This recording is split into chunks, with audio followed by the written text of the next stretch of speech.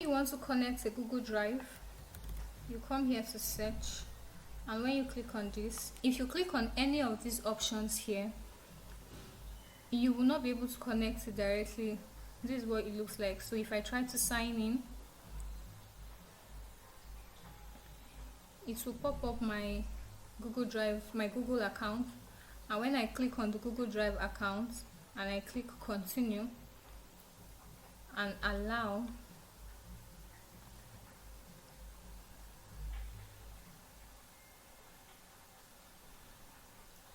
it will give an error. This is the error message. So because of that, there's another way to connect it, and we're going to use this guide here. We'll click on the guide so that it opens. So when we do that, we'll leave this one and come back to the guide that was provided to us, and I'll scroll down to this place that says log into your Google Cloud platform, and it will open in a new tab.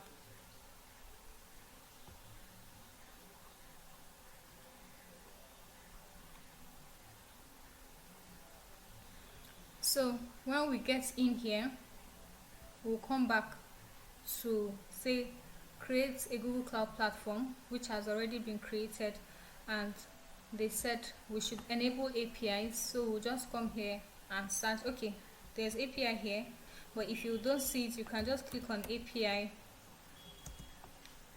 and services.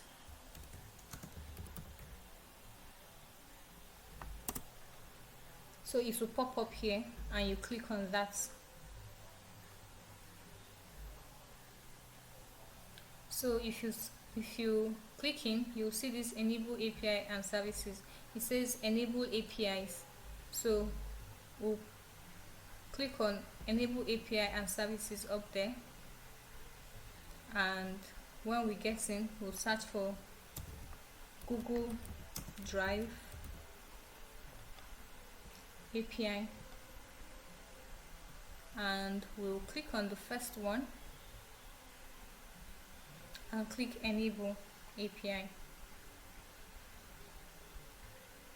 So when we've enabled this, we'll go ahead to enable the one for email too, so that when you want to connect your email address, you wouldn't have that error like we did the first time. So we'll go ahead to search for Gmail API, click on it. Now we also enable the API here.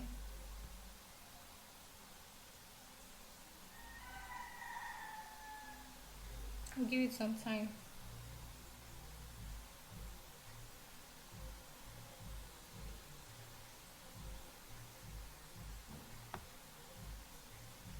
Now if we go back, we'll see that if we search for Gmail,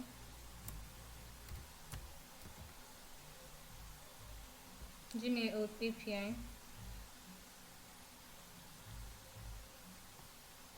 we'll see that it says enabled. The same thing for Google Drive too. So we have been able to enable our APIs here.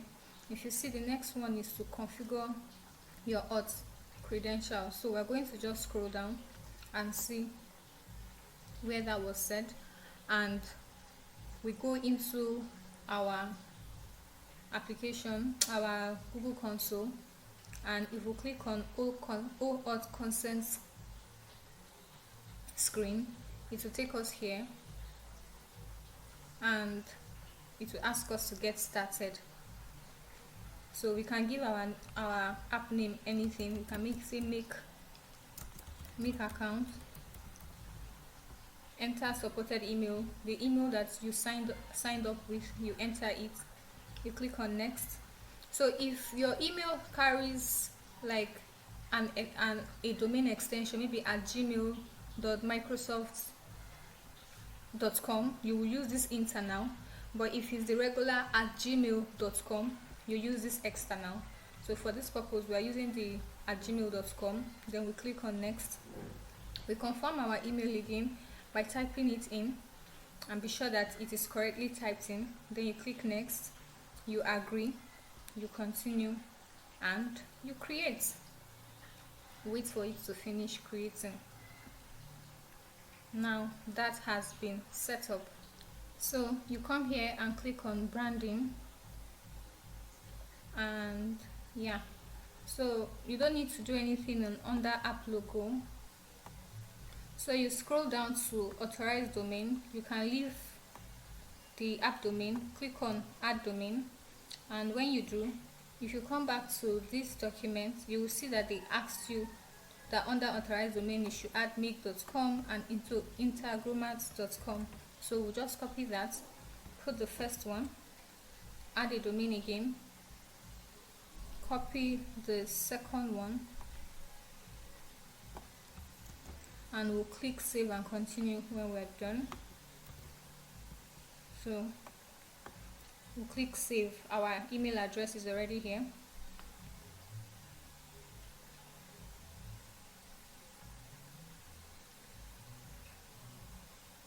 So that has been done.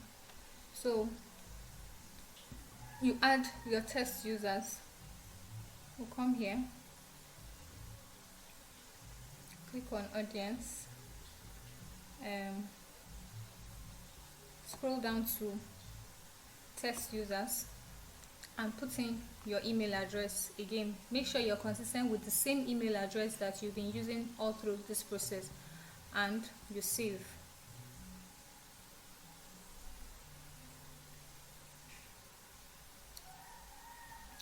And when you're done, click save, continue. Then in the data set, click add or remove scopes, data access I mean. So let's check the data access, which is here.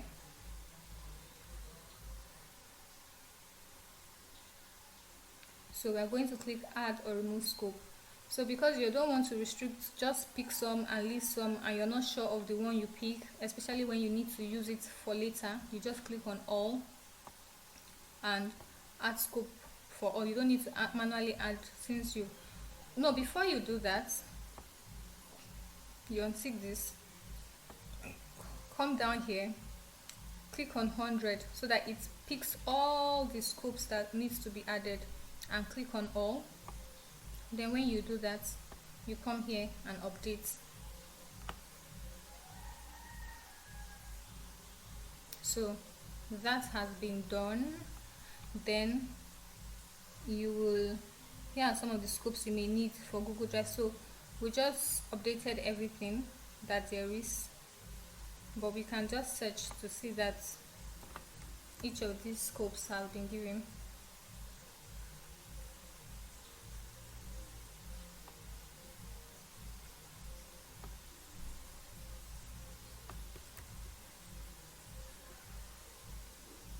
So you can see that that has been picked.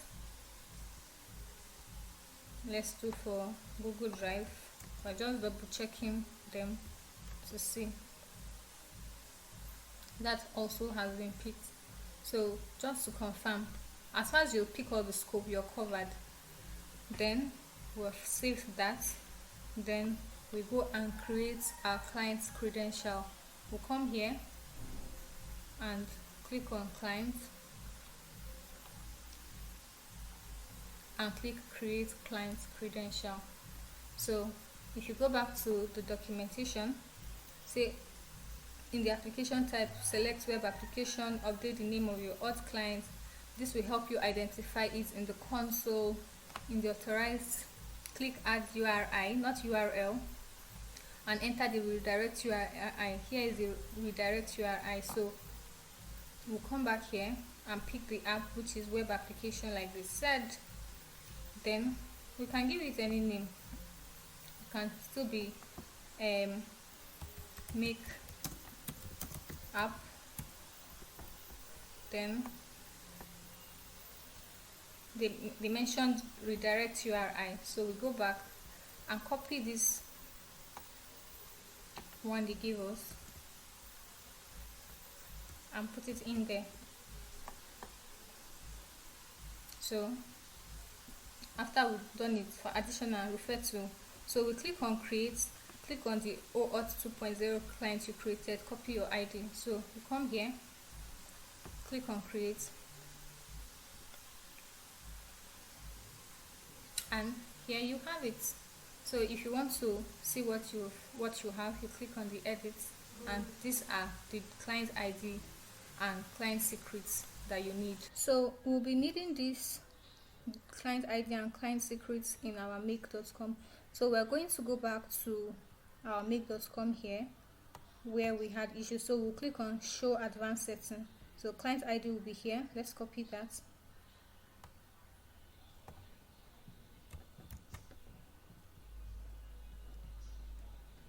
Put that there. Client secret will be next.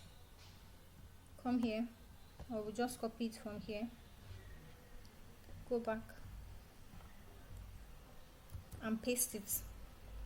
Then we'll see that we can sign in now. When we click on sign in,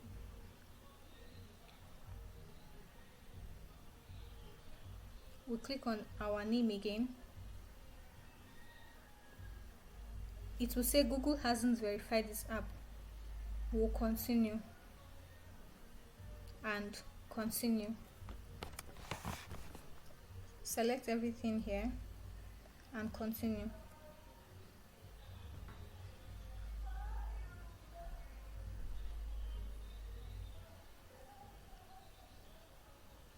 And as you can see, that has been created.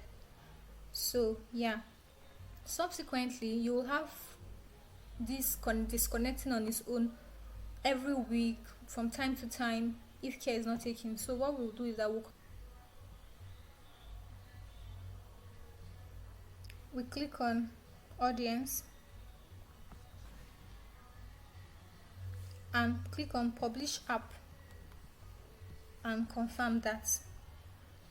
So when we are able to publish this app this way, we wouldn't have trouble of it always disconnecting every 1 week, because if you don't do this, you will have trouble every time you make your connection. So yeah, after publishing the app here, you can now be sure that this will not happen. You will not have your app disconnecting every 1 week. So yeah, that is how to connect your Google Drive in make.com. Thank you.